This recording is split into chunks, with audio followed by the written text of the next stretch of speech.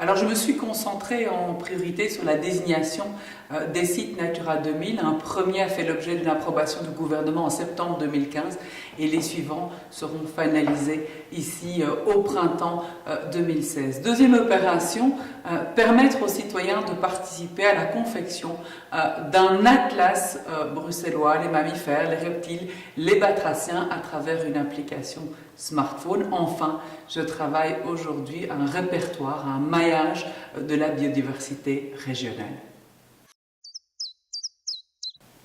Alors au printemps 2016, je ferai approuver par le gouvernement bruxellois le premier plan nature avec une mesure phare, la désignation d'un facilitateur nature qui sera là pour apporter toute une série de conseils au quotidien. Deuxième mesure, une fois l'approbation des sites Natura 2000 finalisés, nous travaillerons aussi à un plan de gestion pour les 48 sites bruxellois. Et enfin, dès 2017, une semaine de la nature avec des films, des expositions photos et un week-end spécial nature pour permettre aux Bruxellois de découvrir tout ce qui les entoure.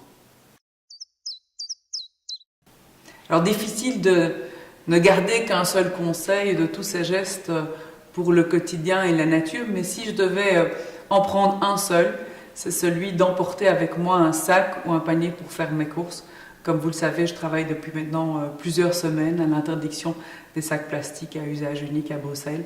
Quand on sait qu'il y aura plus de plastique dans l'océan que de poissons en 2050, c'est dire s'il y a une réelle urgence.